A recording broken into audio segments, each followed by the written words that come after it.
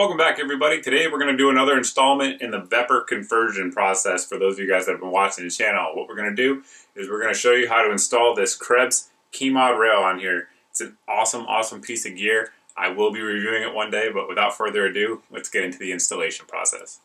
The first step is going to be field stripping your rifle. So as always, just want to make sure it's clear, and we're just going to field strip it just as you would any AK. Obviously, for those of you guys that own Veprs, you probably already know this. So pull all that out. We'll get the gas tube off here. You grab a set of pliers. These ones are still pretty tight. Rotate that up. Pull our gas tube out. And the rifle's field stripped. Next, we're going to remove the original wood handguard. All you got to do is turn that screw up here in your front where your sling swivel is until it backs all the way out.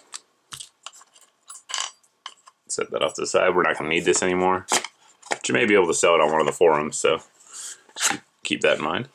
When the kit comes in, you're going to get everything you need to install it. You're going to get your Allen wrenches, bolts, as well as these two aluminum pieces here that I'll show you what those are for here in just a second. And you also get this barrel clamp. As you can see, we set that side to the vise. What we're going to do now is take our barrel clamp, and you can see it's pretty wide in here. You're going to slide it around your barrel. Now it should be a little bit of snug when you put it on. You should sort of have to ease it on there. Just kind of like that. Now what we're going to do is we're going to take these aluminum blocks here, put them on there. Let you guys get a look at it. You can see there's a little ledge here. We're just going to slide it right on there and then slowly tighten it down on the vise. You're just going to tighten your clamps down now until it fits snugly around the barrel. Something's slipping. Once you tighten it down a little bit, you should look something like this, where you have it so that it won't come off your barrel, but it's still loose enough to manipulate. Now what we're going to do is we're going to turn the rifle upside down. We're going to put a piece of fabric around there to kind of protect the metal a little bit, and then clamp it down. I'll show you that next. When you're tightening it down, you want to make sure that you're leaving the room exposed here, because we're going to put these screws, these 8/32 screws that come with it, through there. So what you want to do is just get it started and start that threading. Now we're not going to completely clamp it down like super tight. What we're going to do is just get it so that it's tight on there, but we can move it with a non-marring hammer, which we'll show you in the next step. But you want to get those screws started in there and get it snugged up, so that way it's not just going to be moving around everywhere in your barrel.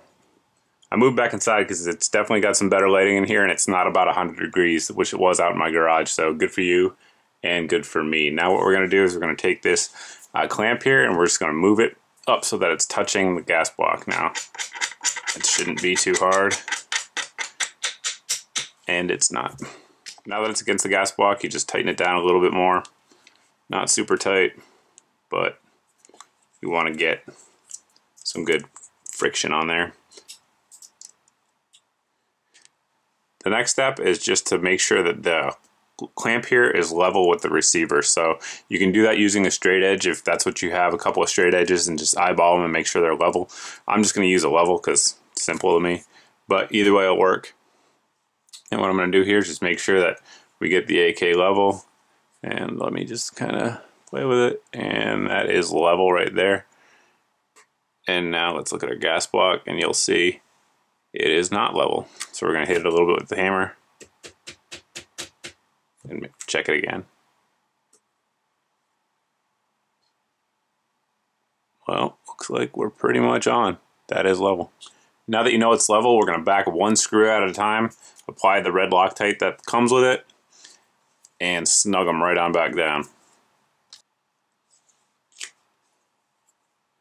Just a touch. You don't need too much, just to get in those threads, so that way it's going to bind it together.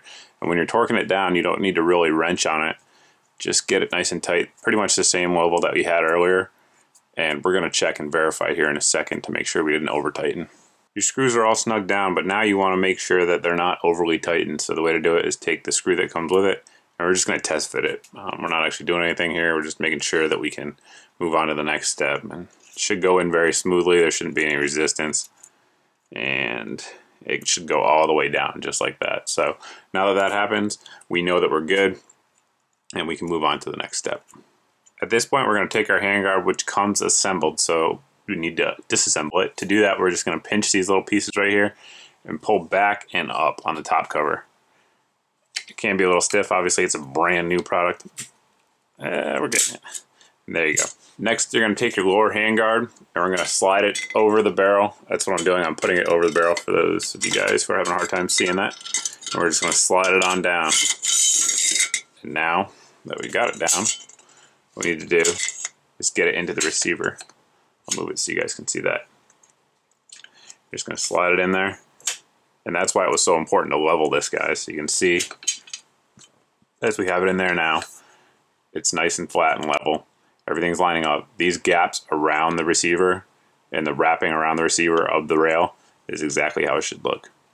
At this point, your thread should line up perfectly with the KeyMod rail. If it doesn't, you just need to readjust it by hitting it with a non-marring hammer again, loosen that up, and get it lined up. But it should be exactly level. You definitely want to do that before you move on, because if not, your rail's going to be jacked up for the rest of the time you own it. Now at this point, we're going to apply a little bit of red Loctite on the threads here, and we're going to screw it in. Once the screw is snugged down, the bottom is done, and now we're just going to put our gas tube on there, just like you regularly would when you're reassembling your rifle, and then we're going to get onto the top piece. To install the top cover, you just want to line these slots up with the little metal studs that you can see there on your lower handguard, and then you're going to pinch the same parts that we did earlier when we were disassembling it. Pinch those, slide it forward until it locks into place, and you're done. That's all there is to it. Pretty simple install, as you guys saw. But if you've never done it and you didn't know how to do it, hopefully this video helped you out. If you guys have any questions about the installation or anything else I talked about here during the review, you can always post below in the comments section. You can also post over at my Facebook page as always. Stay tuned because I will be reviewing this rail independently by itself, not just like I did in the KV13 video. And thanks for watching. Thanks for subscribing. And I hope to see you guys in some future videos.